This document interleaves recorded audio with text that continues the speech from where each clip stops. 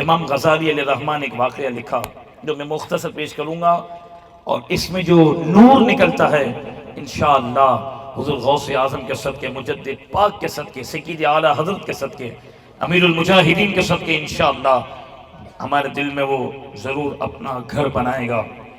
امام غزالی لکھتے ہیں، غار ثور میں جب اللہ کے محبوب علیہ السلام صدیق اکبر کے ساتھ تشریف لے گئے ہجرت کے موقع پر، تو کافروں نے سرکار کا پیچھا کیا۔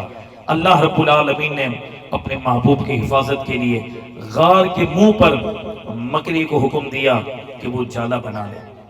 اب مکری نے جالا بنایا، اس لیے بنایا کہ جو کافر پیچھا کرتے کرتے غار تک پہنچ گئے نا، مبتلا ہو جائیں کشمکش میں کہ یار اس غار کے اندر کوئی گیا نہیں، کوئی جاتا تو یہ جالا ٹوٹ جاتا۔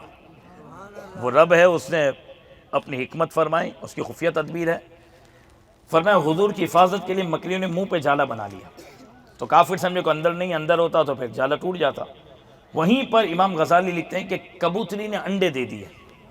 کبوتری نے، اب کبوتری انڈے دے سکتی تھی علماء، اور کیا کر سکتی تھی؟ انڈے ہی دے سکتی تھی، اس نے انڈے دے دیے۔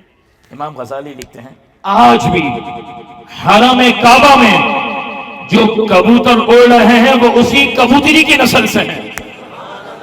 یعنی اللہ تبارک و تعالیٰ نے اس بات کو واضح فرما دیا کہ اے کبوتری، تو میرے حبیب کی حفاظت کے لیے انڈے دینے کے لیے تیار ہو گئی، تو صرف تجھے نہیں تا قیامت تیری نسلوں کو اپنے حرم میں جگہ دے کر شکار سے بچاؤں گا۔ اور علماء نے لکھا کہ مصطفیٰ کی عزت، مصطفیٰ کی ناموس کی خاطر جو کوئی قربانی دیتا ہے، یہ وہ واحد عمل ہے کہ اللہ تبارک و تعالیٰ اس کی برکت سے اس قربانی دینے والے مجاہد کو اور تا قیامت اس کی آنے والی نسلوں کو پھلتا پھولتا رکھتا ہے۔